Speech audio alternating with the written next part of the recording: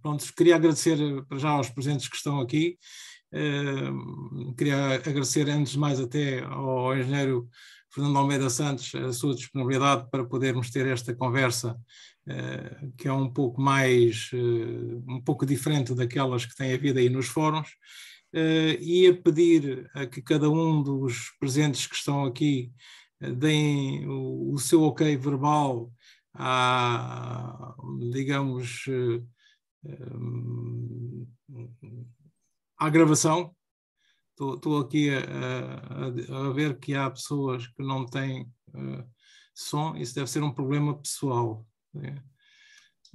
Ok, já agora gostaria de cumprimentar os presentes, porque não o pude fazer, porque vocês estavam já a conversar, e por mim podem fazer a gravação. Muito obrigado. Obrigado. Boa tarde, Joaquim. Boa tarde, Fernando. Olá. Quando iniciaste a gravação, tivemos automaticamente que dar o consentimento. Então, boa tarde para os dois. Ok, obrigado então. Então, sendo assim, eu vou começar as perguntas e eventualmente depois no fim iríamos guardar 10 ou 15 minutos para as pessoas que estão presentes poderem eventualmente porem outras questões depois do debate, se é assim que se pode dizer, ou da conversa. Uma das primeiras perguntas que eu tenho aqui e que basicamente se impõe é: o Fernando Almeida Santos esteve 6 anos na função de vice-presidente da Ordem dos Engenheiros. O seu programa é um programa muito vasto, muito ambicioso, com muitas coisas, algumas delas que penso que já se tinham falado várias vezes. A pergunta é porquê que nestes 6 anos em que esteve como vice-presidente, muitas destas coisas que agora se propõe a fazer não foram realmente feitas? Boa tarde a todos. Antes de mais nada, quero cumprimentar aqui o auditório e agradecer o facto de me estarem aqui a ouvir e me darem a oportunidade de responder às perguntas do Joaquim Nogueira de Almeida, a quem também agradeço o convite que me fez para poder interagir convosco e com ele em particular.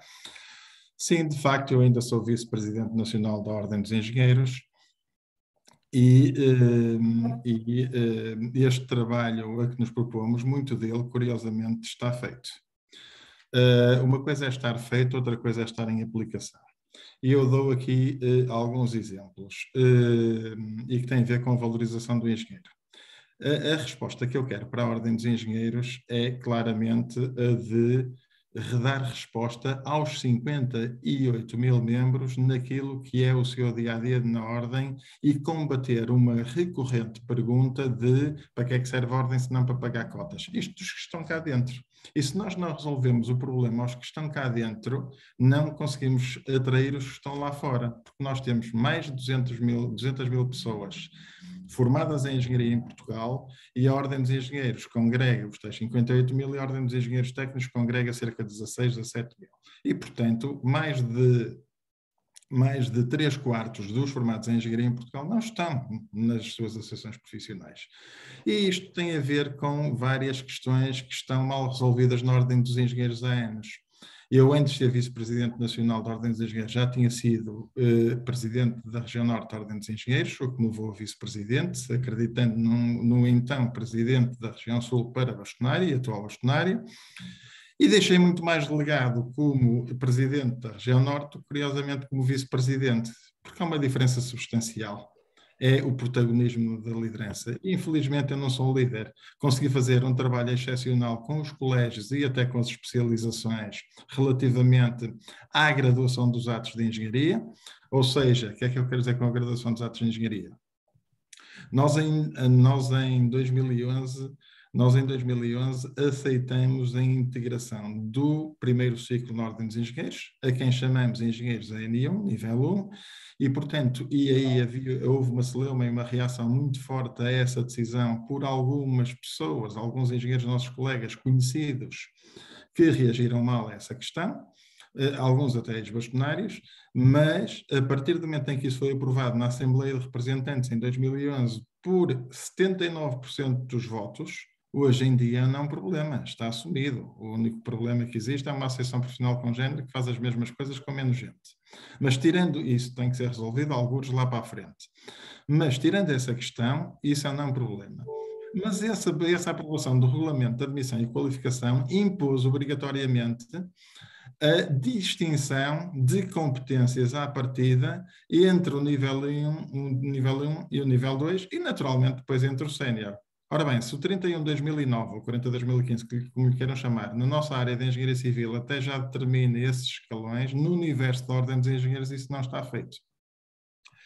Houve um trabalho depois, os atos de engenharia definidos por colégios só saíram em 2015, mais ou menos na mesma altura em que saiu o Estatuto atual da Ordem dos Engenheiros. Portanto, só a partir de 2015 é que tivemos atos de engenharia, que foi um trabalho que foi feito pelos colégios durante 11 anos. Claro que alguns acabaram mais cedo que outros, mas a totalidade demorou 11 anos a consumar. E, portanto, só foram publicados os atos de engenharia que estão em vigor através do Regulamento 420 de 2015 da Ordem dos Engenheiros, publicado em Diário da República, em 2015.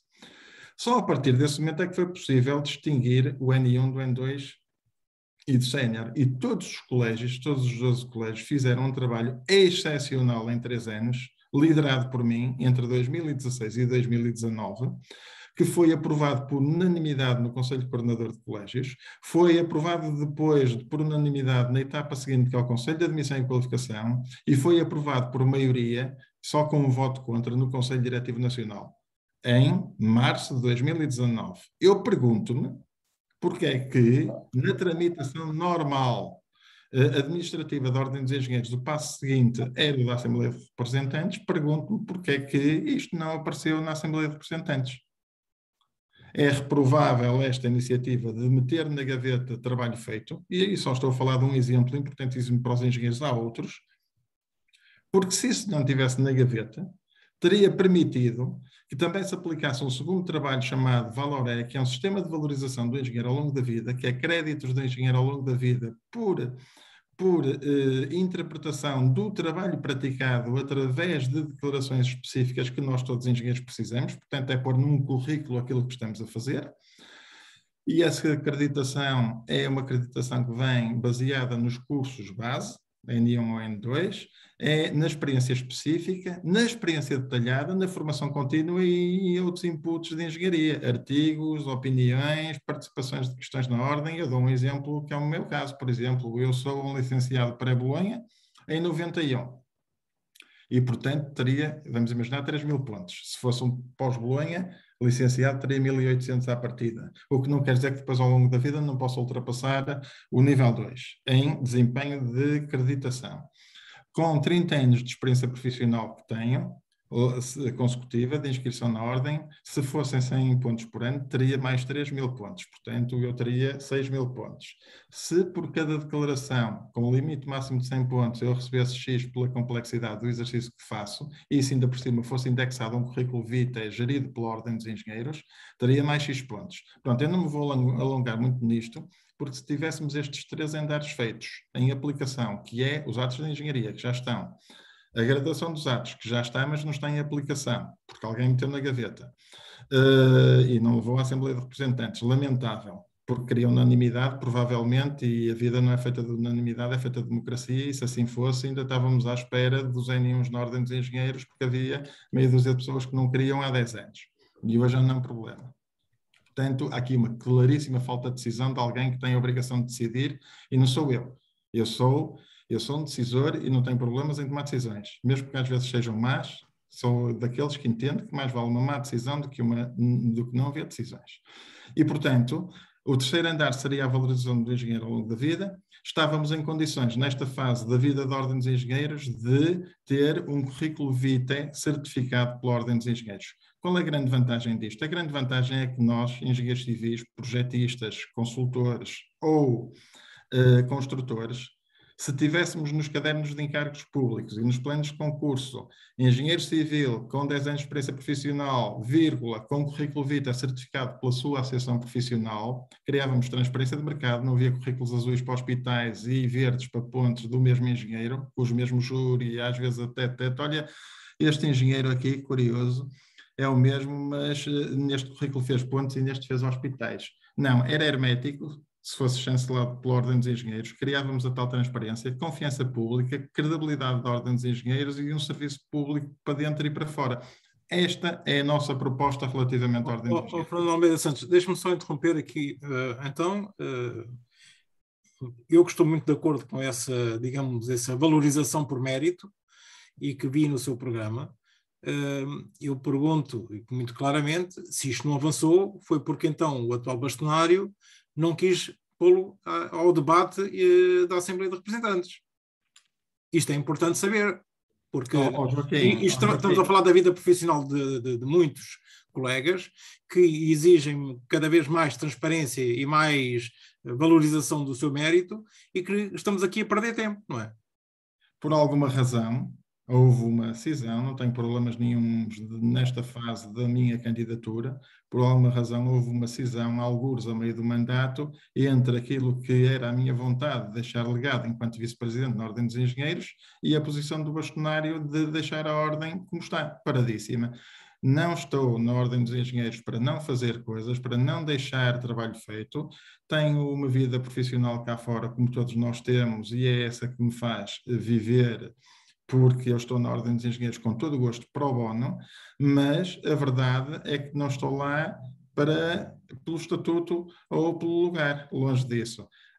Posso dizer que podia ter tido a opção de me demitir perante estas circunstâncias, só que preferi esperar sentado de braços cruzados com o devido respeito institucional interno pelos lugares que cada um ocupa, à espera destas eleições, pois faltava 1 ano e meio, 2 anos, e eu queria, quando eu percebi que isto não ia avante, este descritivo todo, este ramalhete positivo de soluções para a profissão não iam avante com o bastonário que temos, lamento dizer isto porque acreditei piamente que que faríamos uma boa equipa. Aliás, está no programa dele, que ele é que era o candidato a bastonário de há 3 anos, e está no de há 6 anos, e não o aplicou, portanto não sou eu que tenho que prestar essas contas negativas do não ser feito, num papel que eu subscrevi e teria que ser feito e fazer parte da equipa, mas não era líder. E, portanto, sob esse ponto de vista, eu que já deixei obra feita em todos os lugares onde passei, todos os cargos na Ordem dos Engenheiros, e como vice-presidente internamente tenho esse trabalho feito, e se perguntarem a presidente dos colégios, estão indignados, e essa é uma das grandes razões, porque estão praticamente todos do meu lado, tirando algum seguidismo natural de amizade do outro lado, que também respeito, mas estão praticamente todos deste lado, porque realmente as coisas tinham que estar em aplicação e não estão. E com isto, a nossa ordem não sai da cepa torta, desculpem-me dizer isto. Bem, então aqui podemos passar então já para uma outra questão que vem ligada a essa. No fim de contas, a ordem, tendo, digamos, na figura do bastonário, uma pessoa que põe e dispõe basicamente das suas intenções, menosprezando tudo o que é colégios e tudo o que é, digamos, o trabalho feito, não está certamente, digamos, na sua melhor organização. Era uma das perguntas que eu tinha a seguir, que é a democratização interna da ordem. Porque, no fim de contas, não estamos a ver que a ordem permita que os próprios associados, que cada vez estão mais longe, participem e possam ter, digamos, alguma participação mais ativa, não sendo ou não pertencendo à organização eleita na ordem. Mas vemos coisas ainda piores que essa, que é termos, no fim de contas, uma organização muito piramidal em que o trabalho da equipe não só colhe frutos se o líder assim o permitir. É assim ou não?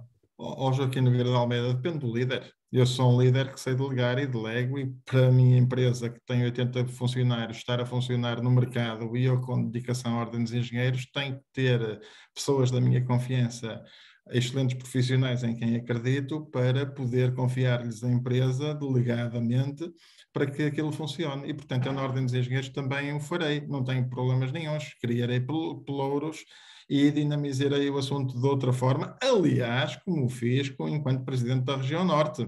E atenção, basta ver uma questão muito interessante nos 6 anos em que o Presidente da Região Norte, em que havia uma revista, como existe em Gênio, e há uma revista chamada Info, o editorial era alternadamente subscrito por mim ou por algum dos meus companheiros de direção. Ou seja, era número sim, número não, intervinha o Presidente ou outra pessoa, nunca era só o Presidente, eu nunca tive um regime presidencialista. É assim, eu temo, não queria entrar por aqui, também não queria estar a criticar nem a falar do passado, porque eu estou focado no futuro da Ordem dos Engenheiros e para mim isso é um assunto ultrapassado. Deixei em ata, claramente, em meados do ano passado, tudo aquilo que era um texto subscrito por os 12 presidentes dos colégios nacionais relativamente a estes aspectos que ficaram na gaveta, que o bastonário não queria aceitar como ata no CDN em anexo, por entender que era uma crítica explícita ao seu desempenho. Mas ficou, porque eu impus que ficasse. E lá está, e se for preciso demonstrá-lo, lá está. Ele não gostou, mas é assim, vamos cá ver. Eu não quero ficar agarrado a um dolce fare niente, à velocidade máxima que a Ordem dos Engenheiros tem neste momento, de estar perdíssima. Atenção que isto passa-se neste mandato, porque no mandato anterior realmente nós estivemos a preparar este trabalho todo para ser aprovado em finais do último mandato e só a partir daí é que eu senti o travão, porque há coisas que foram muito bem feitas no anterior mandato, dependentes de mim, e havia margem de manobra para o fazer. Também houve aqui alguma mudança de atuação, infelizmente, da liderança da Ordem dos Engenheiros, que eu confesso que não compreendo, porque não foi assim que nós entramos no trabalho. Nós temos um seguro de responsabilidade civil profissional de 50.000 euros por ano, que foi negociado por mim e que foi posto em prática, e está em prática e corre bem. Nós fizemos a tal graduação dos atos em trabalho interno, que foi excelentemente bem preparado, fizemos o sistema de valorização do engenheiro ao longo da vida que está pronto, portanto esses trabalhos estão todos prontos, esses trabalhos que foram coordenados por mim estão prontos, e há outras questões, nas questões da internacionalização, o facto do nosso engenheiro sénior ser equiparado ao Chartered Engineer nos países anglo-saxónicos, é um trabalho muitíssimo bem desenvolvido por mim, que não teve nenhum travão interno, porque foi em aplicação. Estas questões dos assuntos profissionais que têm que ir à Assembleia de Representantes e não são meramente de gestão, são estruturantes para a Ordem dos Engenheiros, é que ficaram penduradas a algures na decisão. Se me perguntar porquê, não sei. Posso encontrar aqui várias questões. Eu penso que o simples facto de haver uma confusão e uma centralização de funções de um bastonário, não sei por que razão, porque ele tem muita experiência de gestão pública em termos curriculares, em que confundiu a sua presidência do Conselho de Administração com a direção executiva. Nós tivemos bastante tempo sem secretário-geral na Ordem dos Engenheiros e, de alguma maneira, o bastonário substituiu-se ao secretário-geral como diretor executivo. Pode ter sido isso, essa simultaneidade de funções, Presidente do Conselho de Administração, que é Presidente do Conselho Diretivo por um lado, versus Diretor Executivo por outro, ou seja, ser liderante de um processo de membros eleitos, não remunerados. A maior parte deles, presidentes ou secretários regionais, estão mais focados nas questões das regiões, propriamente a Ordem dos Engenheiros, sobravam só os 2 vice-presidentes. Em simultâneo com a direção executiva, que é o dia-a-dia da Ordem dos Engenheiros, de expediente, em que eu tenho uma forma de gerir espaços e empresas completamente diferente e descentralizada daquela que, mas eu respeito, daquela que é feita atualmente na Ordem dos Engenheiros, ao número, à vírgula, e até nos textos, acaba por haver ali alguma assessoria de si próprio. Sob esse ponto de vista, não sei se para justificar o facto de estar lá a 100% ou se por convicção, também não sei. Isso são questões que me passam absolutamente ao lado e que não quero comentar. A verdade é que, postas as coisas no fim do tempo e deste mandato, este mandato foi um mandato perdido. Pode haver aqui alguma escusa da pandemia, mas atenção, eu aí sou pragmático. Nós, engenheiros, não paramos. A engenharia não parou. E, portanto, a Ordem dos Engenheiros não pode ter parado. Muito bem. Uma outra questão que nós vemos com alguma frequência é a dificuldade de entrar em novos players digamos, na corrida para a direção da Ordem dos Engenheiros e para os colégios e para as regiões. Porque, no fim de contas, o sistema que está montado é de alguma forma complexo, tem, digamos, a necessidade da angariação de inúmeras pessoas diferentes, de áreas diferentes, de géneros diferentes, de especialidades diferentes, e o que torna realmente muito difícil e que perpetua, quer se queira, quer não, perpetua, digamos,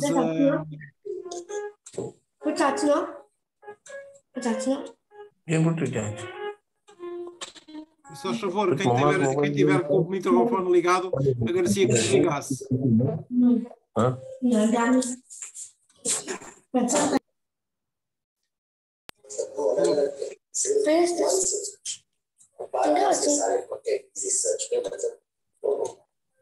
Eu não consigo desligar isto. Tem que ser as pessoas a desligar o microfone. Remédios Peter de Sousa, agradecia que desligasse o microfone. Penso que já está.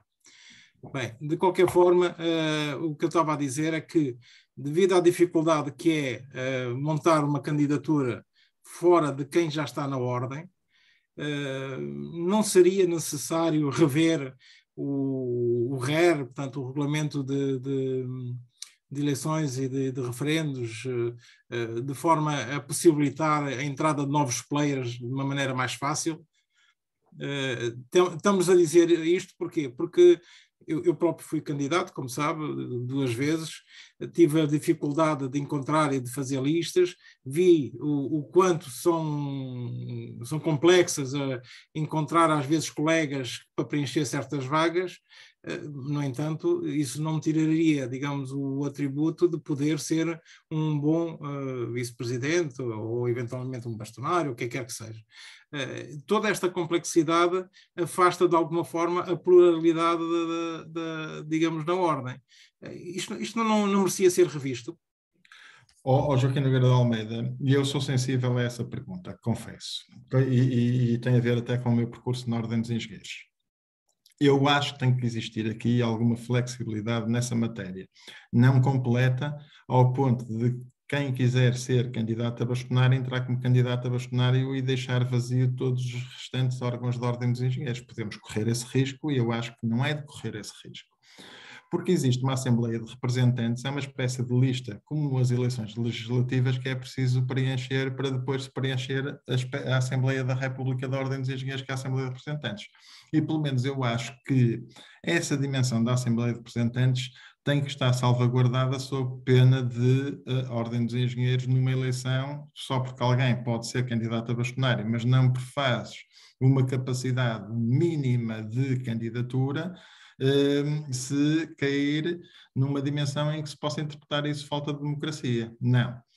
É realmente complexo a candidatura à Ordem dos Engenheiros. O que pode acontecer e eventualmente poder-se estar de acordo, que é o que os espanhóis fazem, por exemplo, em alguns colégios, não em todos os outros até são parecidos connosco, que é, primeira circunstância é, o mandato é de 4 anos e eles distinguem as eleições nacionais das regionais, ou seja, se este ano há eleições nacionais, só daqui a 2 anos aqui há regionais, depois daqui a 2 anos há nacionais, e por aí fora. E, portanto, são mandatos de 4 anos nacionais e regionais, mas fica logo aqui dividido.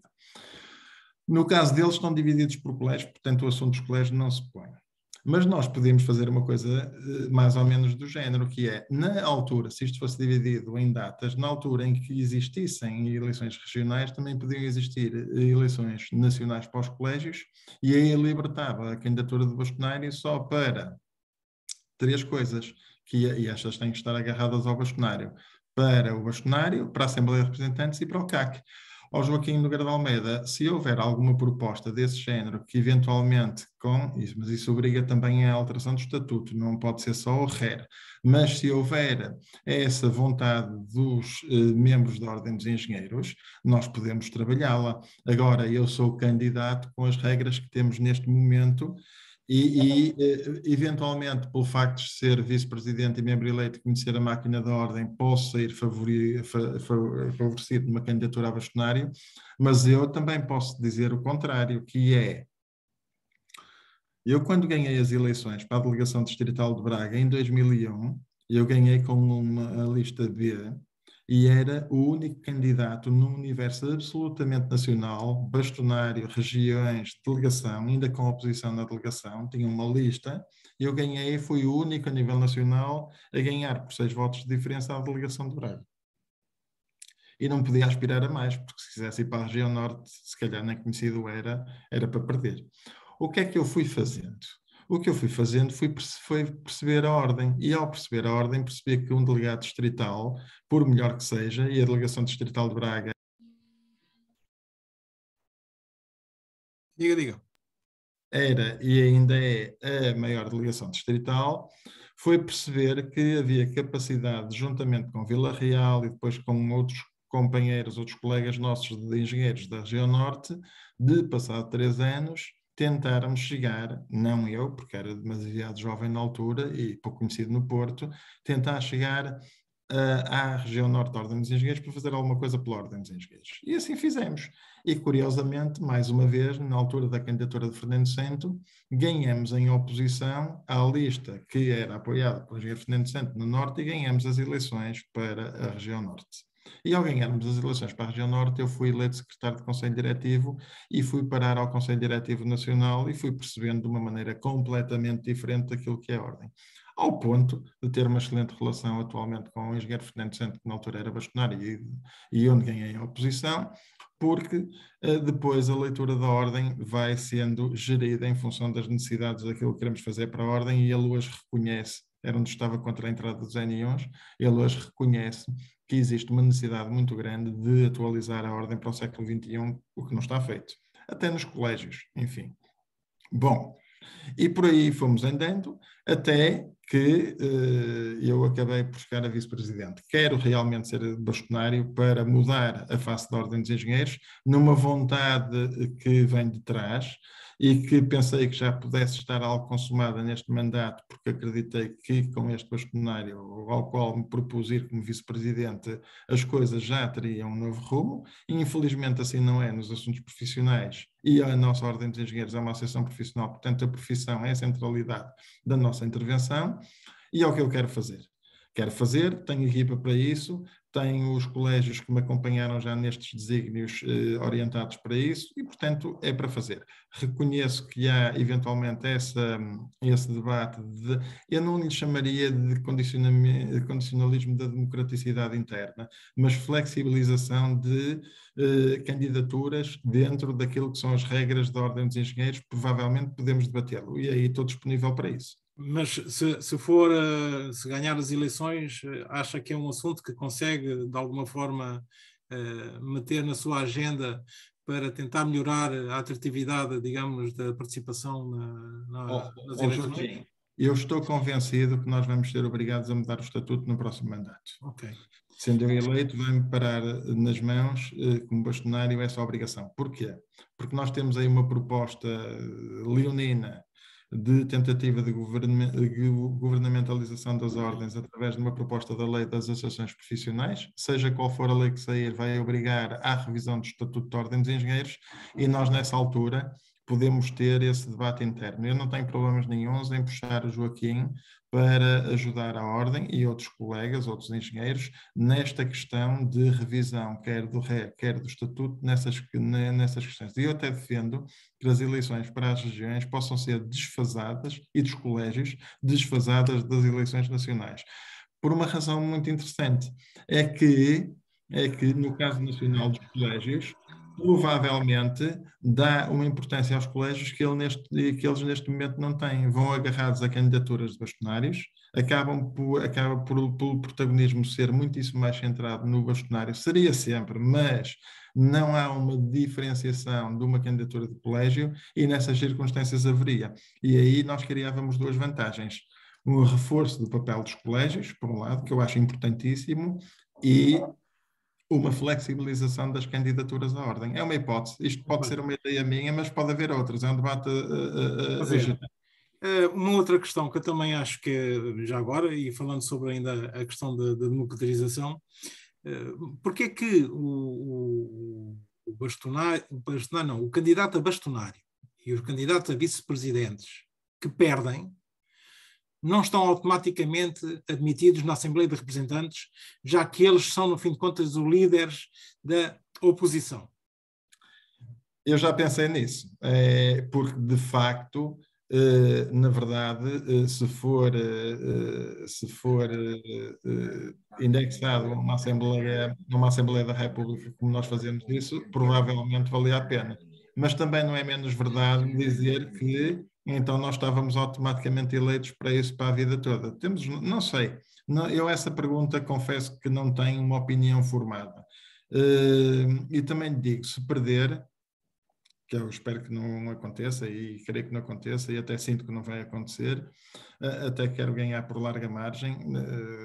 Enfim, acho que aquilo que nós temos para oferecer aos engenheiros portugueses é completamente disruptivo e diferente e do interesse de todos, mas isso eu não tenho dúvidas, mas também lhe confesso que se hipoteticamente não houvesse as eleições, eu não queria tomar um lugar na Assembleia de Representantes, queria ir à minha vida e, portanto, isso tem sempre uma dupla leitura. Bom, mas isso poderia ser uma questão opcional, sempre. Porque uma pessoa pode abdicar, pode ser eleito e abdicar. Ao Joaquim Nogueira de Almeida, é aquilo que eu lhe digo, que se nós abrirmos este debate relativamente à forma como fazemos as eleições, como há pouco estávamos a falar na pergunta que lhe respondi anteriormente, esta circunstância também pode ser um dos cenários a estudar. Okay. Há sempre abertura para isso, porque muito bem. A Ordem dos Engenheiros é nossa, não é do bastonário. Defender o bastonário não é nossa. Temos que pôr isto em debate no interesse de todos. As regras atuais são estas. E é com estas que estamos neste momento a fazer estas eleições. As próximas, havendo assembleias de representantes e assembleia, haja propostas, e ainda por cima, num cenário de revisão de estatuto, pode proporcionar essa alteração, porque não? Eu, se for bastonário, estou aberto a qualquer discussão desse género. Se houver revisão de estatuto, que em princípio haverá, acho que deveria ser aberto, digamos, a todos os associados, a sua participação. Seja através de uma participação ativa, seja através de referendo, seja o que for. Porque... Não, eu acho que não é preciso o referendo. Eu acho duas coisas. Primeiro, quem define o estatuto é sempre o governo, por mais que nós tenhamos lá propostas, a palavra final é da Assembleia da República. O que nós podemos fazer, isso eu farei imediatamente, é uma consulta pública aberta, com algum tempo, a todos os membros, e depois de todos os inputs de consulta pública interna dos membros, levar à Assembleia de Representantes para fechar a proposta final da ordem. E aí, depois, isso vai à votação interna da Assembleia de Representantes, que é o eleitorado normal, que depois tem que se pronunciar. Se depois será essa a versão final a sair na Assembleia da República ou não, já é uma questão que nos pode fugir mais ou menos das mãos por várias razões, porque já não está nas nossas mãos. Por mais capacidade que nós tenhamos de intervenção junto da Assembleia da República, que às vezes até pode ser forte, depende dos deputados e da relação que nós tenhamos lá e da disponibilidade que eles têm para nos atender, é sempre uma decisão que é alheia à Ordem dos Engenheiros. Nós temos que ter essa consciência. Com certeza. Ainda para fechar agora só o tema das eleições, nós, nas últimas eleições, tivemos 88% da abstenção. Isto, no fim de contas, do meu ponto de vista, é muito mau para a representatividade de quem vai nos dirigir, ou seja, a atual direção foi nomeada por 10% dos associados.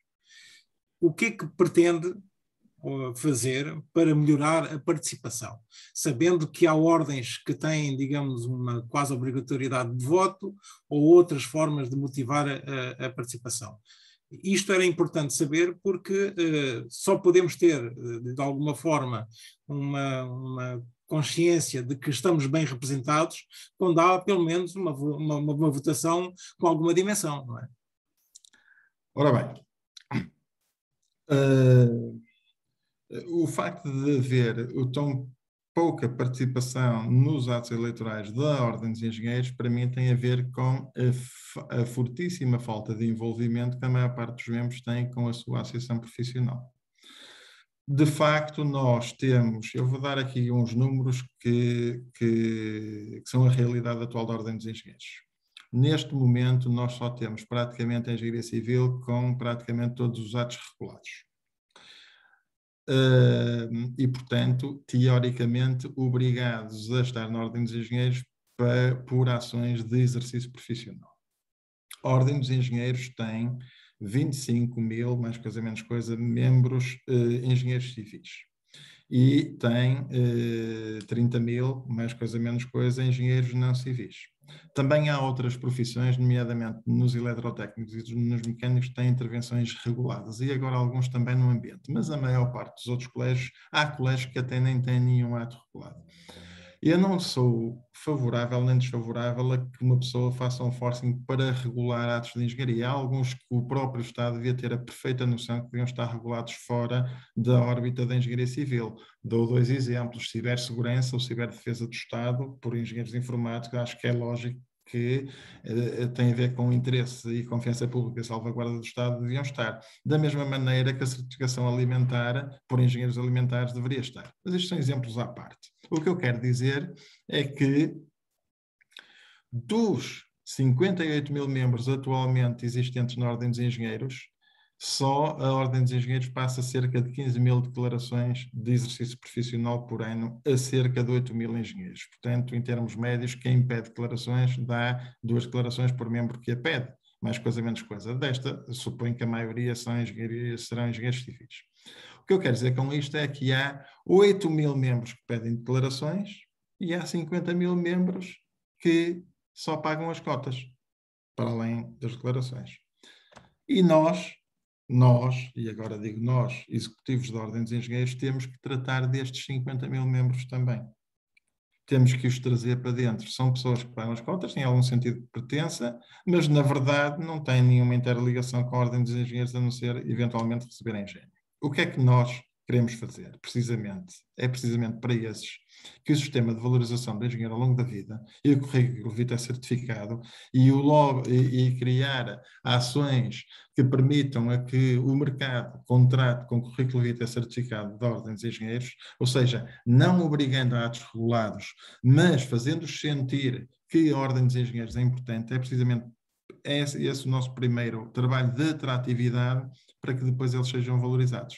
Eu há pouco não falei, mas em simultaneidade ao sistema de valorização do engenheiro ao longo da vida com créditos, temos uma acreditação paralela que é a valorização do engenheiro relativamente ao seu envolvimento com a sua associação profissional. Por exemplo, vai ao Dia Nacional, tem pontos. Quer dizer, nós damos um PIN de prata a todos que fazem 25 anos. Vamos imaginar que há 1000 pessoas que fazem 25 anos de ordem. Aparecem 10 no Dia Nacional, não faz sentido. Se calhar não temos capacidade de receber os 1000, mas 10, alguma coisa está mal. E, portanto, que incentivos é que nós temos para dar a essa gente? Vale pontos, então vale créditos. Temos que valorizar toda a participação da Ordem dos Engenheiros, temos que distinguir os engenheiros dessa maneira, temos que criar um Prémio Nacional do Engenheiro que vai ser de 3 em 3 anos de 100 mil euros para um engenheiro que se destaque em Portugal, e já temos mecenas para isso, não vamos buscar ao erário dos membros, temos mecenas para essas questões, temos que fazer uma série de atividades, muitas estão no programa, em que permitamos uma atratividade primeiro interna dos 58 mil membros que se revejam na ordem. Aliás, até temos uma ação de marketing ao Joaquim, que é, na primeira engenharia, quando tivermos em aplicação este sistema, que é um sistema chamado Valoré, vamos oferecer uma declaração, que custa 11 euros por declaração, vamos oferecer aos membros que não pratiquem atos regulados, vamos oferecer uma declaração para eles escolherem um ato, para nós emanarmos essa declaração, para automaticamente terem um seguro de responsabilidade civil profissional de 50 mil euros, que contratualizado no mercado lá fora, só isso já paga a cota, para quem está cá dentro, ninguém sabe. E a obrigação deles é de se inscreverem no sistema de valorização ao longo da vida, para terem isso, de borla. E, portanto, é um fator de marketing. Estamos a trabalhar para eles. Vai ser um encarte na Engenium, mas também online na newsletter, que é para que as pessoas sintam que estamos a trabalhar para elas. E sentirem-se envolvidas na Ordem dos Engenheiros. Contrapartidas. a obrigatoriedade moral, porque nós não podemos obrigar em Portugal ninguém a votar, é um dever, não é uma obrigação, ainda, provavelmente no futuro será uma obrigação, de ir buscar mais gente para votar. Mas a partir do momento em que as pessoas se sintam valorizadas e envolvidas na Ordem dos Engenheiros, e temos que criar esses mecanismos para isso, porque a Ordem dos Engenheiros hoje ainda é muito mais aquela ordem do casaquinho verde, da heráldica, do bastão, do que do dia-a-dia de resposta aos membros. Com isso, nós estamos a trabalhar para dentro, para os que realmente pagam as cotas, mas não se revêem muito na Ordem dos Engenheiros, e para fora, porque depois, quando alguém estiver de fora, formado em engenharia, não se quiser inscrever na Ordem, mas começa a ver que os concursos públicos pedem que o currículo vitae é certificado pela sua associação profissional e vê um sistema de valorização de pontos do colega ao lado na Ordem dos Engenheiros, se calhar é um fenómeno de atratividade diferente. Ou seja, é um sinal dos tempos, é modernizar a Ordem. E já agora deixem-me dizer que não existe isto em lado nenhum na engenharia mundial. Então vamos passar para outras coisas, agora a parte das eleições, que eu vi no programa e que eu acho que merecem pelo menos serem de alguma forma esclarecidas. Uma das coisas que me preocupa sempre na Ordem é o facto de haver dinheiro dos associados, dos que pagam as cotas e dos engenheiros, especialmente os civis, que pagam não sei quantas declarações, disse-me que era 15 mil, não percebi muito bem se era esse o valor ou não, mas que acaba por ser bastante dinheiro. Ora bem, este dinheiro para as pessoas que estão de fora fica sempre com a sensação que é gasto em mordomias internas, ou seja, em passeios, em kartings, em golfes, em uma série de outras coisas que nós vamos tendo conhecimento, às vezes pela própria ingênuo, outras vezes por outras formas, mas que fica sempre essa sensação de que este dinheiro não é utilizado para aquilo que era para promover a engenharia. Uma das questões que eu vi no programa é que alerta para o facto das cotas não terem aumentos desde 2005 e que só é possível manter, digamos, isso se continuar a haver o crescimento de associados, já que supostamente, pelo menos é isso que eu entendi no seu programa, haverá mais despesas ou haverá mais custos no futuro. Minha pergunta é tão clara quanto isto. Nós estamos num processo de digitalização mundial, não nem sequer é nacional, é mundial. Os engenheiros por si deveriam ser os motores da digitalização na sua própria reforma interna da sua ordem, muito mais do que todos os outros, não é? Porque os informáticos estão um bocado deste lado, não é? Estão no interior da nossa ordem. O sistema de digitalização, o sistema OCIGOI, é uma coisa muito simples, eu não vou dizer ineficiente, porque ela tem a sua eficiência, mas é pouquinho e tardou muito. Ainda me lembro de ter ido discutir isto em plateia, na própria ordem, e o prazo que foi dado pelo ainda atual bastonário para digamos, o CIGOI estar a funcionar, não foi cumprido. Portanto, estas coisas a mim parecem-me um bocadinho antagónicas.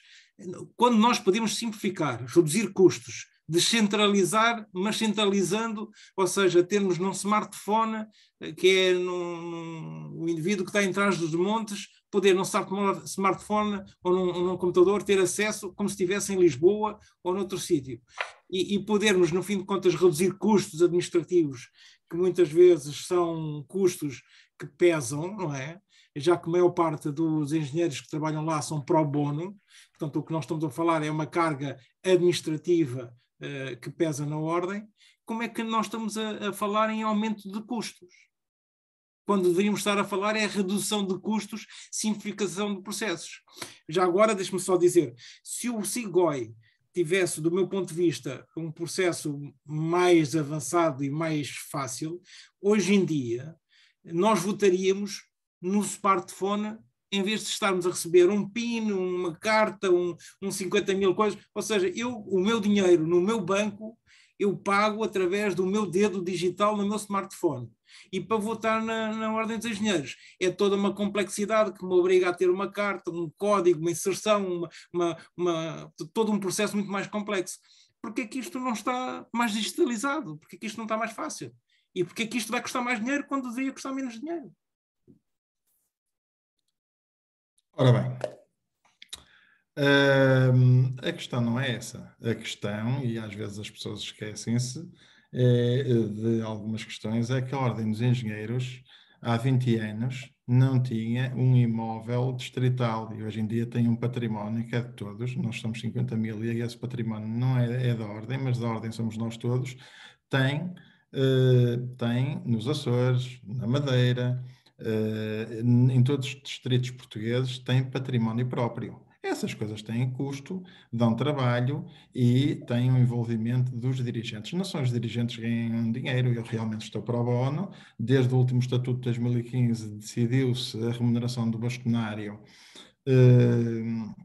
que para mim até é prescindível, digo sem problemas nenhuns, não é essa a questão que me move, longe disso, embora não seja um assunto que me mereça muito reparo, porque eu também tenho que respeitar aquilo que foi a decisão dos colegas e daquilo e dos próximos bastonários que me sucederem se eu for eleito, portanto não é por aí, acho que cada um tem direito também à sua remuneração, e se é assim que são as regras, é assim que devem ser cumpridas, mas há muito trabalho feito nos últimos 20 anos e muita prestação de serviço público que foi feito. As pessoas esquecem-se que nós tínhamos o 73 até 2009, em que só os projetistas é que eram reconhecidos e nem havia esta panóplia de projetos de especialidade, havia muitos menos.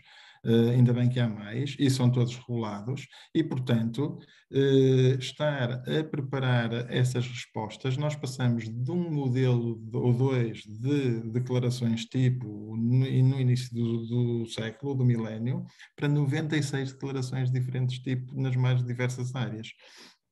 E, portanto, a prestação de serviços aos membros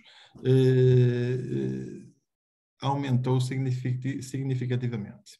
Outra questão que as pessoas também não reparam, mas todos queremos, nas nossas empresas e nas nossas instituições, nas câmaras, por exemplo, os serviços das câmaras há 20 anos tinha mais 50% de pessoas não qualificadas, hoje em dia deve ter para 2 ou 3% de pessoas não qualificadas. Até para o atendimento ao balcão, se calhar, numa câmara está um licenciado. A Ordem também, nesse aspecto, evoluiu. Eu, quando entrei na região norte, lembro-me de ter, dos 14 trabalhadores que lá estavam, havia 4 formados. Eu saí de lá, só havia um não formado, superiormente. E foi só em 6 anos. Isto, claramente que a prestação de serviços, estes 14 anos em que não se aumentaram as cotas e se aumentaram largamente os custos, mas também nós não podemos negar que não houve um aumento de prestação de serviços aos membros. E atenção ao Joaquim. Eu tenho experiência na empresa, mas também tenho na Ordem. A desmaterialização melhora largamente o atendimento ao membro, de facto, mas não significa necessariamente diminuição de custos. Então, só o programa do SIGOI, mal ou bem, se calhar podia haver melhores, e eu concordo com isso, mas partimos do zero, só esse custou 75.000 euros. Por exemplo, a Ordem. A manutenção dele não foi negociada a bom engenheiro, infelizmente. Já foi há 6 ou 7 anos, ou 8, não foi negociada. E, portanto, nós temos manutenções e upgrades que custam dinheiro. Obriga um encarregado de proteção de dados por lei que não existia, que não é propriamente um homem caro. Portanto, há outros custos que vão aparecendo para nós termos um atendimento e uma manutenção e um desenvolvimento da Ordem dos Engenheiros a tempo e horas. Há muitas pronúncias da Ordem dos Engenheiros, há muitos mais membros séniores, há muito mais expediente a ser trabalhado e não é um SIGOI ou um automatismo desmaterializado que vai analisar o currículo das pessoas que querem ser séniores. Muitas dessas análises são realmente feitas pelos colegas pro bono, mas depois tem que existir um staff administrativo por trás que consubstancia essa dinâmica e muitas vezes até falha nos prazos, infelizmente, que é outra questão que a mim me aborrece inteiramente. Por alguma razão, nesse caso particular que deu o exemplo, nós não temos votação em smartphone. É porque não há condições em Portugal, neste momento, nem sequer para eleições nacionais legislativas de cidadania, de haver uma confiança que permita que o voto seja exclusivamente eletrónico ainda hoje em Portugal. Há de haver, se Deus quiser, mas não há, ou pelo menos e mesmo que haja, é muitíssimo, um processo eleitoral na Ordem dos Engenheiros custa, eu diria, quase que €500 mil. É uma anormalidade. Só o processo de vínculo da empresa que nos ajuda a este processo é muito caro. E depois há subvenções que eu entendo que estão acima daquilo que deviam existir na Ordem dos Engenheiros, contra mim falo, porque se beneficiei delas como candidato, mas já acho que estão acima daquilo que devia ser a regra normal. Porque realmente hoje em dia há muitas formas eletrónicas de fazer as coisas. Eu preferia ter, em vez de ter, sei lá, em vez de ter X valor para andar pelos distritos à procura de membros para votarem, se calhar preferia, em vez de ter 2 mailing lists da Ordem de acesso aos membros, ter 10. Porquê é que não é de ter 10? Porquê é que não é de ter um por dia? Porquê é que eu não posso anunciar que amanhã vou fazer um jantar de campanha em Braga no mailing list da Ordem dos Engenheiros, nem que seja só para os membros de Braga? Ai não, já só tem direito a 2 e, portanto, não tem direito a mailings direcionados. Não faz sentido isto. Não faz sentido. Estamos a trabalhar para beneficiar a engenharia e os colegas. Bem ou mal, votem ou não. Eu acho que não faz sentido este tipo de regras cá dentro. Eu também tenho críticas a processos na ordem. Dou outro exemplo, anularam-nos 4 candidaturas às especializações porque não cumpríamos a lei do género. Quer dizer, nós apresentamos uma candidatura à aeronáutica, tem 48 colegas, são precisos 5 para fazer aquilo. Não há mulheres lá. Anularam-nos a candidatura porque não temos 2 mulheres. Como é que resolvemos isso? Vai ficar vazia a especialização? Isto é de doidos. Mas o que é que eu vou dizer? Ai não, é a letra-lei, agora quem vier que resolva, mas nós aqui não cumprem, não entram. Não dá. Mandamos para a Comissão da Igualdade de Género, deram-nos razão, mas deram-nos razão, já não entra a tempo da candidatura nesta. Eu também me podia sentir prejudicado. Há aqui muitas coisas a mudar, eu não tenho dúvidas nenhuma, Joaquim, e são coisas simples do dia-a-dia, mas que gerem custos, e este processo eleitoral gera. Portanto, eu quando digo que neste momento, do ponto de vista da gestão corrente, os custos são mais ou menos idênticos às receitas. E atenção, quando eu digo que quero gerar mais gastos, quando eu digo os gastos, e vou aqui ser muito pragmático naquilo que eu vou dizer, porque neste momento aquilo que está a acontecer prejudica claramente a Ordem dos Engenheiros e a Engenharia Portuguesa. Na minha opinião, a Ordem dos Engenheiros tem vindo a gerir processos de intervenção pública só em resposta, ou seja, vem um diploma, às vezes até ainda não estão publicados, vem para nós nos pronunciarmos. Nós, Ordem dos Engenheiros, pronunciamos através do nosso gabinete jurídico e na dimensão técnica que temos para esse processo, sei lá, se é uma coisa de florestal, como colégio florestal, pronunciamos. Mas o problema de nos pronunciarmos tem 2 questões negativas. Uma é em reação, não é em proatividade. E 2, sendo em reação, já estamos a perder, porque já vem trabalho feito, nós só vamos eventualmente ser ouvidos, mas raramente somos ouvidos. E, portanto, nós temos que criar uma intervenção da ordem para termos voz na sociedade em proatividade. Para fazermos isto em proatividade, temos que ter um staff técnico elevado na Ordem dos Engenheiros, temos que criar um gabinete técnico da profissão.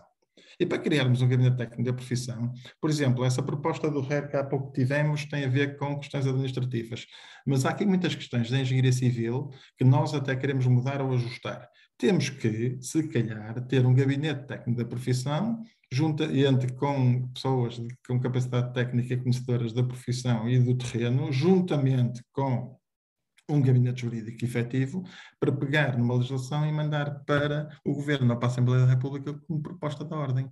E já estamos, nós, a lançar o debate, mas para criar um gabinete técnico das profissões, nós não vamos pegar em meia dúzia de carolas, desculpem o termo, que fazem isso pro bono, esqueçam, não há, temos que ter uma equipa de profissionais adequada e isso custa dinheiro, é para investir. E, portanto, aquilo que eu digo é que se nós não aumentamos eu não quero aumentar as cotas, não é isso que eu quero. Mas se nós não aumentamos as cotas nos últimos 15 anos e se aumentamos de sobremaneira os custos, porque os custos de gestão e o custo de vida em Portugal também cresceu e a ordem também evoluiu do ponto de vista da sua orgânica interna, isso é inegável. Pode não ser em prol de tudo aquilo que gostaríamos de ter, mas evoluiu muito, quer em património, quer em meios humanos, quer em desempenhos de muitos expedientes. O SIGOI é um bom exemplo, apesar de poder ser melhor, também não discuto. A verdade é que isso gera custos cujas receitas não foram atualizadas. E ainda bem, apesar de termos a cota mais baixa de todas as ordens portuguesas. Mas o que eu digo é que para nós fazermos mais, para fazermos a diferença, para investirmos, nós temos, Joaquim, eu não tenho dúvidas, que ter ali uma maquia que nos permita fazer um bocadinho mais.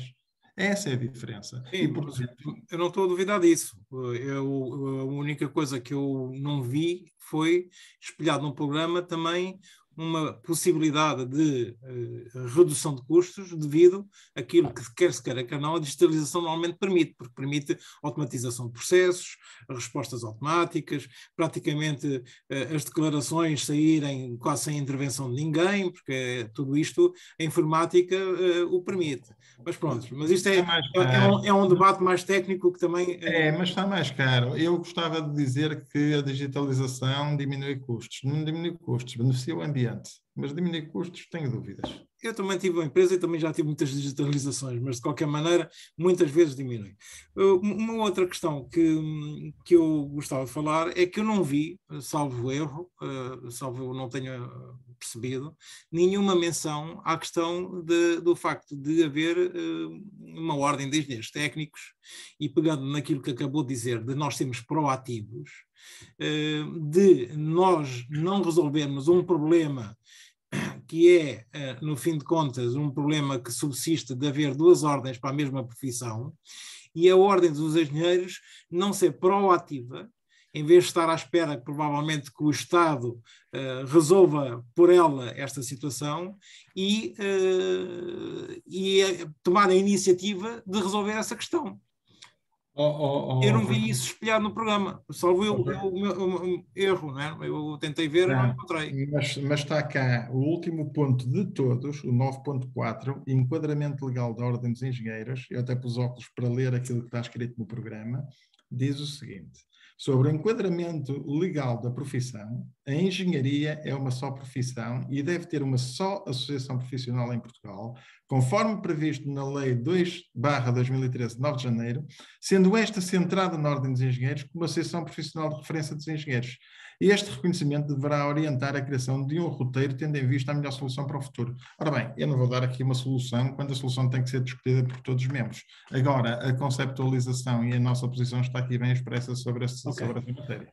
E então, o que é que quer dizer? Quer dizer que vai entrar em conversa com a Ordem dos Engenheiros Técnicos para fundir, no fim de contas, todos os profissionais numa ordem? Quero dizer que vou entrar em conversas com todos os nossos colegas numa Assembleia Magna, que é extraordinária, que posso fazer para debater este assunto, para saber qual é a melhor estratégia que a Ordem dos Engenheiros tem que tomar para isto. Sinceramente, Joaquim, não sei se a melhor estratégia é entrar em conversações diretas com a Ordem dos Engenheiros Técnicos. Mas eu quero ouvir-vos a todos. Sabe porquê? Porque quando nós entramos numa negociação em que nós temos o pleno da profissão e os outros estão aqui, quando nós só temos como margem de manobra negocial esmagar o crescimento dos outros, esta posição negocial é muito mais ingrata que esta posição negocial. E, portanto, eu não sei se é essa a solução que interessa neste momento à Ordem dos Engenheiros. Sim, mas para propor soluções também tem que ouvir a outra parte. Está bem, mas eu não sei se a melhor solução... Agora vou fazer aqui uma coisa que... Vou fazer aqui um contraponto que, se calhar, nos pode pôr a pensar a todos. E se nós repararmos que nos últimos 10 anos a Ordem dos Engenheiros cresceu mais de 10 mil números e a Ordem dos Engenheiros Técnicos cresceu só 1000 e pouco, e se pensarmos também que dos 17 ou 18 mil membros da Ordem dos Engenheiros Técnicos, 15 mil são bacharéis e que daqui a 10 anos deixam de existir. Será que vale a pena... Então o que estamos à espera é de que isto morra na praia. Não é o que o governo está a fazer. É quase o mesmo problema dos engenheiros que fazem arquitetura. Estamos à espera que eles desapareçam para isto ficar resolvido. Não sei, eu só estou a dizer que não sou bastonário e, portanto, se me couber a mim lançar o debate, vou pôr isto aos engenheiros. Pronto, é isso que eu posso dizer. Eu gostava era de ouvir o seu compromisso, se for bastonário, de tentar resolver este problema, em vez de continuar a prolongar este problema, porque nós temos vários colegas que estão nas duas ordens e que não conseguem entender esta dualidade. Joaquim, o ponto 9.4 diz tudo. Portanto, se há disponibilidade da minha parte como candidato de pôr o assunto em cima da mesa, e eu peço-lhe o favor de mim para trás encontrar algum escrito de algum bastonário de ordem sobre esta matéria, diga-me, porque não há, e atenção que o meu adversário, o candidato que é meu adversário, foi escolhido pelo atual bastonário, que nunca pegou neste problema, e cada vez que lhe fazem perguntas difíceis, nem é ele que responde, é o candidato da região sul. Portanto, está ali entalado, não quero estar aqui a ser depreciativo, mas está ali entalado entre duas vontades que não é dele. Enfim, nem ele quis ser alguma vez candidato a bastonário, correu-lhe bem ser convidado e até achou piada ao assunto, porque de resto nem sequer tinha uma mensagem para aquilo, teve que depois ir buscá-la como escolhida. Mas, de mim para trás, nunca ouviu, nem nunca leu uma vírgulazinha sobre a questão da existência de ordem e de ordem de engenheiros técnicos. E no programa, no ponto 9.4, Joaquim, eu pela primeira vez como candidato a bastonário, ponho o dedo na ferida. Agora, eu não quero ser o detentor da solução para essa situação. O detentor da solução para isto são todos os membros da Ordem dos Engenheiros.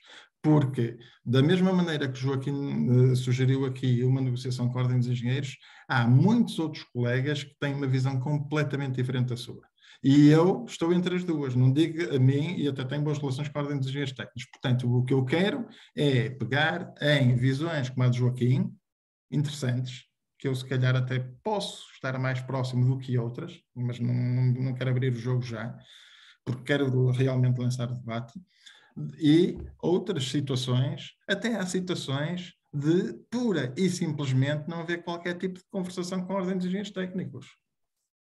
Eu, se lhe disser que encetei conversas como vice-presidente da Ordem dos Engenheiros legitimamente aceitos pelo Conselho Diretivo Nacional para haver interação com a Ordem dos Engenheiros Técnicos em algumas matérias, e do ponto de vista administrativo até é fácil haver aproximações, do ponto de vista do modelo dos colégios, etc. Se eu lhe disser que houve uma reação absolutamente negativa passado 2 reuniões, quando eu comecei a emanar relatórios sobre o assunto, e o assunto morreu imediatamente, foi cerceado. Mas negativa de que forma? Desculpe lá. Porque havia gente que não concordava com essas conversações no Conselho Diretivo Nacional e sugeriu que se parassem. E aí o Conselho Diretivo entendeu que isso era um assunto que deveria merecer unanimidade no Conselho Diretivo Nacional. Não tinha. O Conselho Nacional estava muito dividido. Eu era dos que defendia conversações com a Ordem dos Engenheiros Técnicos. Por acaso o bastonário também era, neste caso particular.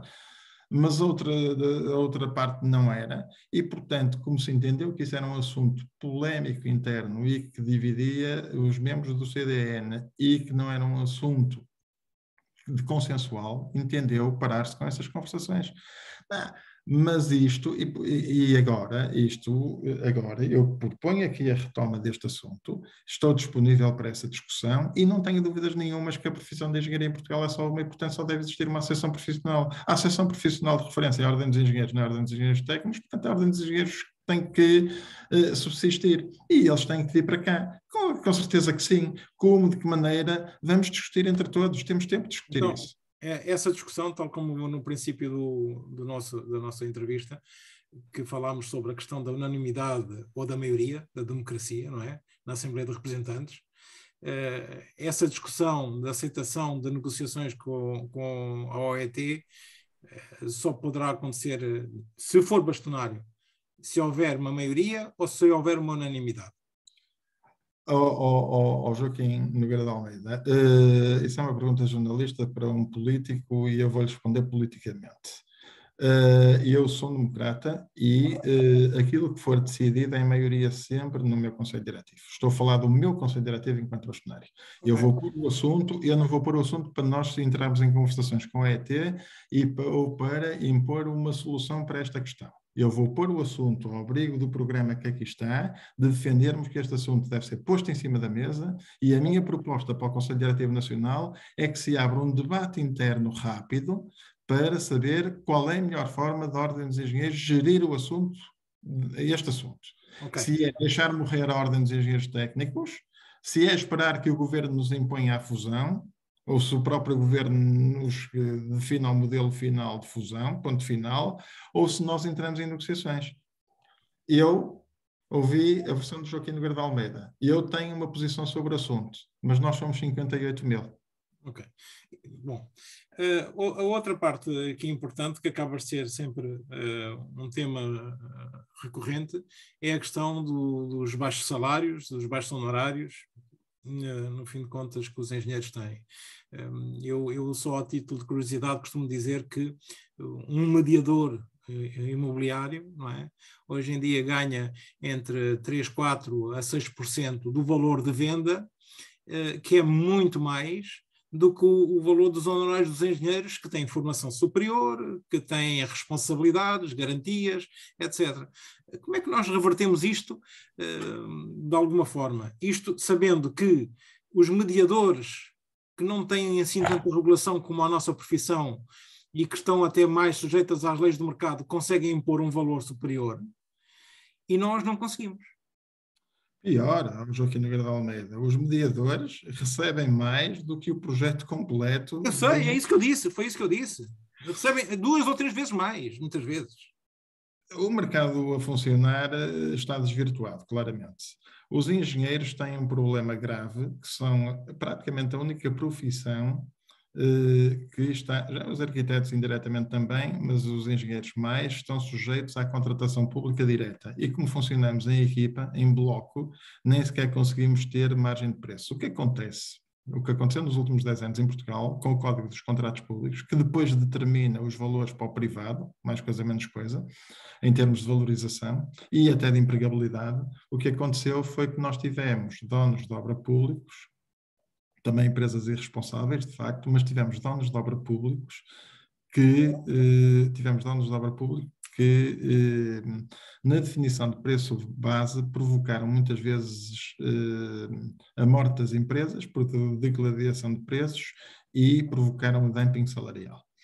E, portanto, aquilo que proponho no nosso programa, e está palavrado já com a fileira da construção, estamos a falar para engenheiros civis, é a criação de soluções ou de propostas de soluções conjuntas sob a liderança da Ordem dos Engenheiros e, portanto, a ICOP, a PPC, as empresas de construção, as consultoras, os projetistas, eventualmente até escolas de ensino superior, ou algumas, ou de alguma maneira alguma interligação ainda num papel secundário, mas sob a égide da Ordem, queríamos criar um fórum de engenharia e construção para propor uma série de soluções sobre os mais diversos desígnios que têm a ver com estas matérias, essencialmente não só dos preços, mas também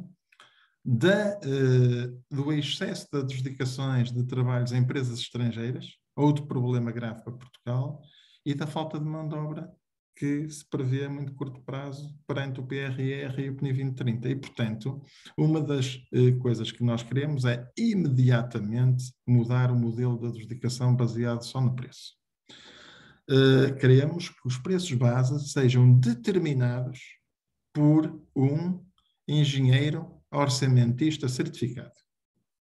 Queremos que essa figura se crie, que é para criar responsabilidade dos donos de obra. Porque o que não pode acontecer, e tem acontecido, é que as águas eu agora não vou dizer nenhum nome, mas pode ser outra coisa qualquer, mas eu vou dizer umas águas, um dono de obra, por exemplo, águas do Oceano Atlântico, que não há, mas assim estou à vontade, precisam de um engenheiro a 100% com 10 anos de experiência profissional. O preço base que aparece nesse concurso é de 1.500 euros por mês. Se nós tirarmos daí as espinhas todas, segurança social, os 14 meses de dotação, etc., sobra um valor limpo, mais coisa menos coisa, de 800 euros. 800 euros e nem tem meios lá incluídos. Essa obra foi adjudicada em 2017, estamos a falar há 5 anos, por 750 euros e 1 cêntimo por mês. Portanto, ou seja, eu estou falando de preço base de 1.500. O preço base, sem espinhas, dava um valor líquido de 800 euros. Agora vamos ao contrário. O contrato coletivo vertical da construção determina para o engenheiro, não é para o engenheiro, para um técnico grau 1, que tem 10 anos, determina que o valor mínimo, que já é curto e baixo, 1.247 euros. Exatamente. 1.247 euros vezes 14 meses, a dividir por 12, vezes 1.2375, que é a segurança social, dá 1.800 euros.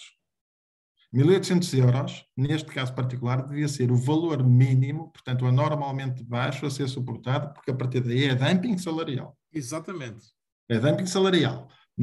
O que quer dizer que, se nós pensarmos que o valor que se foi praticando, o anormalmente baixo, era 50% nos serviços, se fosse para essa fiscalização, então o valor base mínimo tinha que ser o dobro disso. Portanto, tinha que ser 3.600. Voltamos outra vez ao princípio. Qual foi o preço base determinado pelo dono da obra Águas do Oceano Atlântico? 1.500, quando devia ser 3.600 no mínimo. Assim não há hipótese. Depois as empresas querem sobreviver, têm que ter trabalho para manter os quadros e para se manter vivas, não conservam riqueza, não conseguem inovar, não conseguem internacionalizar-se, não conseguem sequer ser agente e o que é que acontece? Dumping salarial. Mas, Fernando Almeida Santos, vai-me desculpar. Em comparação com os mediadores, que não têm nenhuma regulação, não têm nenhuma ordem, daquilo que eu saiba, que o mercado funciona no privado, aonde for, eles conseguem, sem técnicos superiores, manter eu diria, uma linha vermelha do qual não passam. Eu, se quiser vender a minha casa e negociar com as mediadoras que estão aqui na zona, as maiores, as mais pequenas, nunca me baixam para baixo dos 3%, 4%. E há umas que me pedem 6% ou 7%, dependente do nível delas. Portanto, eu pergunto como é que os engenheiros conseguem baixar muito mais do que isso, ou seja, nós que temos uma profissão regulada. Para além disso, existe uma outra coisa, que é o dumping é ilegal.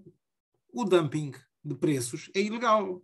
Se a Comunidade Europeia, portanto, se a União Europeia, não permite o estabelecimento de tabelas de honorários por causa da concorrência, da livre concorrência, também faz com que o dumping seja crime, que seja, no fim de contas, uma ilegalidade. Agora, nós aceitamos que esse dumping seja feito constantemente e ninguém se insurge.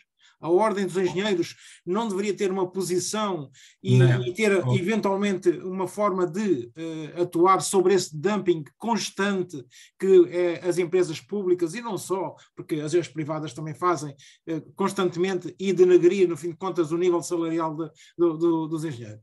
Eu acho que tem que haver aí alguma proatividade nesse assunto. O Joaquim Nogueira de Almeida passou pelas minhas mãos todo tipo de reclamações em que nós fomos detectando que permitisse, este exemplo que eu dei foi um exemplo que a Ordem dos Engenheiros reclamou, houve vários e houve alguns donos de obra que ratificaram a forma de atuação. Um deles, e tiro-lhe o chapéu, que mudou completamente a política de definição de preços base em função das reclamações da Ordem dos Engenheiros, porque não podemos fazer muito mais do que isto aos donos de obra, pelo menos para já, foi a parque escolar.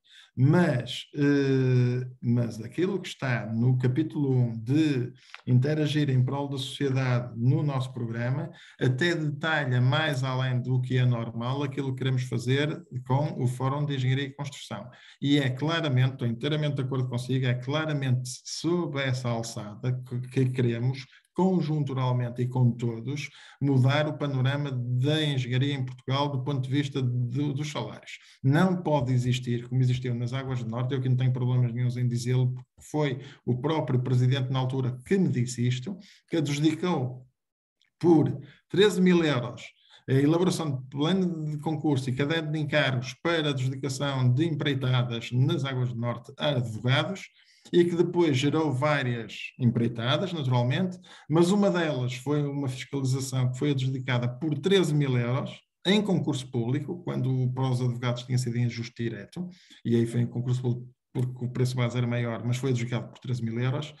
E eu só vos digo uma coisa que é inaceitável, e atenção que eu estou deste lado da barricada, eu também sou engenheiro e também não concordo nada com isto. O preço médio hora do engenheiro naquela adjudicação foi de 5 euros hora e o preço médio do advogado naquela adjudicação, exatamente 13.000 euros também, foi de 150 euros por hora.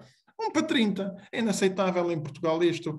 E, portanto, a Ordem dos Engenheiros não pode mexer nos honorários dos engenheiros, porque a Ordem dos Arquitetos, a única vez que fez isso, levou um chimbalau de uma multa da Autoridade da Concorrência que quase nem se mexia. Nós também não podemos estar a defender isso de forma explícita, mas a verdade é que há ferramentas, e a contratação pública é uma delas, e a definição do preço base é outra. Vai-nos a defesa da salvaguarda do interesse nacional e em estratégia com o governo para criar condições em que isto não se pratique desta maneira, porque é inaceitável. É o máximo que eu vos posso dizer sobre esta matéria, é que vamos atuar claramente e é uma das minhas grandes prioridades. Já o era neste mandato em reclamação, será o como bastonário. Aliás, até digo mais, é outra das coisas que está na gaveta, porque eu tenho combinado com as empresas de construção, com as empresas de consultoria, com várias, com as associações e até com responsáveis públicos portugueses, a dinamização do Fórum de Engenharia e Construção. Há um trabalho excepcional já feito sobre muitos inputs que fomos tirando, que está guardado, está nas minhas mãos. Cheguei a pô-lo, não apresentei na Ordem dos Engenheiros porque já era de boicote em boicote tudo aquilo que queríamos fazer, pelo mesmo põe as coisas na gaveta, mas há um trabalho de 42 páginas sobre estas preocupações daquilo que se passa na construção em Portugal, muitíssimo bem feito pelo professor Valente Oliveira, depois de ouvir inúmeras pessoas sobre o setor, desde a Motengil, Teixeira Duarte, Casais, HCI, a COBA, sei lá, a Plataforma Tecnológica da Construção chegou a estar numa das reuniões, e, portanto, a Ordem dos Engenheiros ainda conseguiu dinamizar uma reunião dessas, que depois foi para a gaveta. Porquê? Porque o protagonista não ia ter saída. E atenção que, para mim, é muito mais importante aquilo que são as soluções do que o protagonista. E, neste caso particular, quem está a sair largamente prejudicado é Portugal e os engenheiros portugueses. Isso eu não tenho dúvida. Fernando Almeida Santos, para cumprirmos aquilo que é o nosso acordo, que é acabarmos dentro de 10 minutos, eu tinha aqui mais 50 perguntas para fazer, todas da mesma importância ou mais. Nós podemos fazer mais sessões, se quiser. Mas eu não quero também deixar de dar a voz, pelo menos a alguém que queira falar nestes últimos 10 minutos. Portanto, eu abro já, digamos, o debate a alguém que queira se pronunciar e perguntar diretamente qualquer outra coisa, sabendo que daqui a 10 minutos fechamos isto, não é? Algum colega que queira avançar? Se não se importam, cumprimentar em primeiro lugar o Joaquim de Almeida, que é realmente a alma mater destes encontros, e o candidato a bastonário, Fernando Almeida Santos. E eu queria lhe fazer uma pergunta, primeiro fazer uma observação e depois uma pergunta muito simples. Realmente todos nós reconhecemos, acho que é evidente, que o grupo dos engenheiros civis dentro da Ordem dos Engenheiros é quase que hegemónico relativamente aos outros, embora os outros sejam em maior número no seu conjunto, mas estão fracionados por várias especialidades. E também é sabido, creio que é inegável, o mal-estar, o descontentamento que graça em muitos desses engenheiros civis, ao ponto de se chegar a pensar um grupo muito, muito significativo de criar uma ordem dos engenheiros civis. Eu gostava de perguntar ao colega Fernando Almeida Santos se tem consciência deste descontentamento, se consegue diagnosticar as causas e propor uma solução.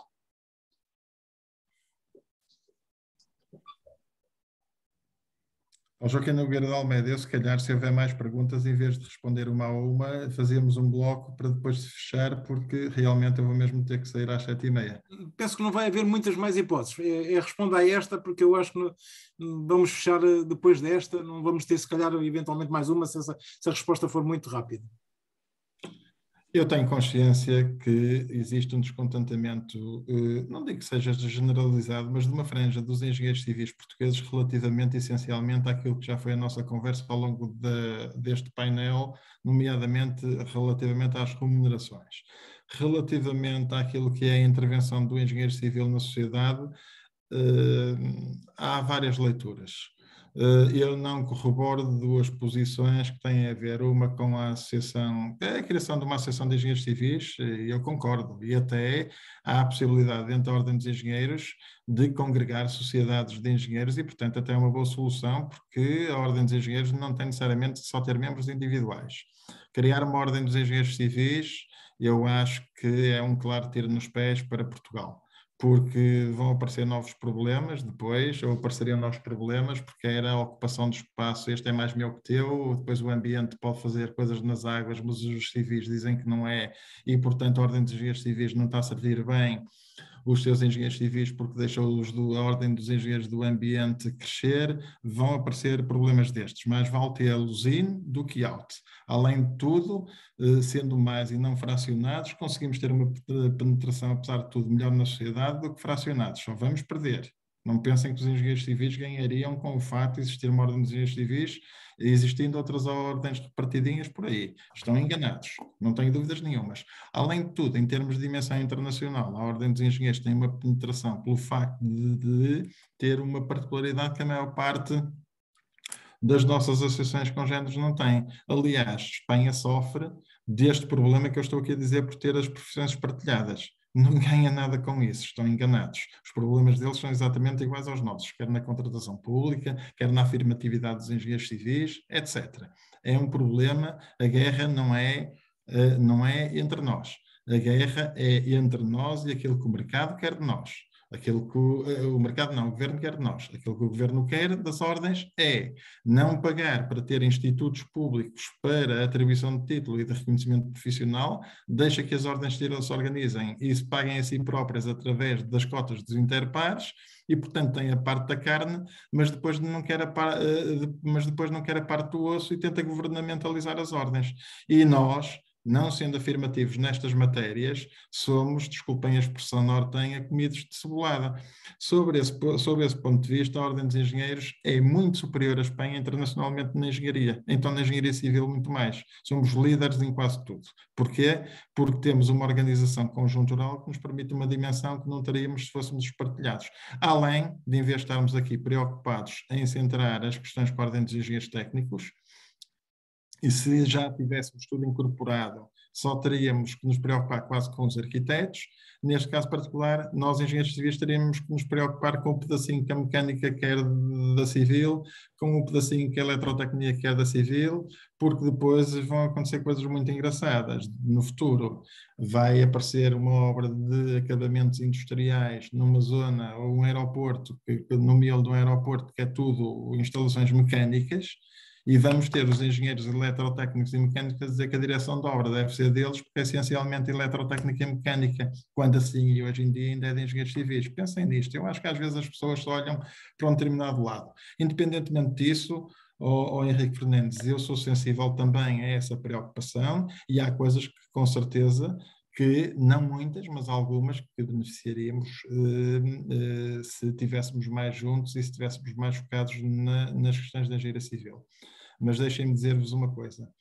Em 2007, por exemplo, nós, engenheiros civis, não tínhamos ato regulado para diretor de obra do que quer que fosse. O mercado definia que eram os engenheiros civis que faziam a direção de obra na maior parte dos casos. E a partir de 2009, com 31 de 2009, apareceu a obrigação de se nomear um diretor de obra, que em alguns casos até tem que ser sénior a partir da classe 6, por exemplo, mas não existia antes. E, portanto, não me venham dizer que os engenheiros civis foram sistematicamente prejudicados ao longo das últimas 2 décadas. Não, houve muitas coisas que nos beneficiaram. Não tantas quanto nós queríamos, e se calhar podemos reivindicar muitas mais, mas, por exemplo, um diretor de fiscalização no privado não era obrigatório ser nomeado, a partir de 2009 foi. Quem é que foi definido como obrigatório para diretor de fiscalização? Nas obras de complexidade 9 só podem ser engenheiros civis, até há 5 infelizmente podem ser arquitetos, aí não tivemos capacidade negocial no 40/2015, obviamente que há coisas que deviam ser diferentes, mas antes de 2009 era 0. E, portanto, era o mercado a gerir o assunto. Hoje em dia, felizmente, e apesar de tudo, e oxalá se mantenha assim, um empreiteiro que queira um diretor de obra não vai buscar arquitetos, embora a lei o permita até à classe 5, vai buscar engenheiros. Ainda é assim. mas nós vamos ter falta de engenheiros a curto prazo. E se existe aí uma grande dimensão de obras públicas a aparecerem, que estão a aparecer, e vão ser precisos engenheiros para isso, eu temo um esvaziamento da edificação de engenheiros para os grandes desígnios nacionais de obras públicas em que vão ser precisos engenheiros, e esse espaço vai ser ocupado por arquitetos. Esse é o meu medo, e disso pouca gente fala. E, portanto, nós temos de ter a consciência daquilo que é a verdade do terreno, neste momento. E desculpem dizer isto, eu acho que há pouca gente, e então como candidato a bastonário eu sou o único que tem a percepção desse assunto, e de outros, na engenharia civil, há pouca gente preocupada com estas questões porque não se apercebeu ainda do assunto. O problema tem que ser visto à la longa, e neste momento o que nós precisamos, sinceramente, é de ser fortes enquanto engenheiros civis, com as ferramentas que temos. Ok. Penso que esgotámos o tempo, combinámos ser até às 7h30, portanto fizemos 1h30 de debate. Eu queria agradecer a todos a vossa presença, muitas coisas ficaram por perguntar, muitas respostas gostaríamos de ouvir. Ficou a porta aberta para eventual outros debates. Vamos ver, vamos fazer também a nossa introspecção e, se for o caso disso, faremos um novo debate, se também o fórum assim o exigir, voltaremos ao assunto. Agradeço especialmente ao candidato bastonário, engenheiro Fernando Almeida Santos, e aos colegas que estiveram presentes. E pronto, até uma próxima e boa sorte também para as eleições. Boa continuação. Obrigado a todos. Muito obrigado. Boa tarde.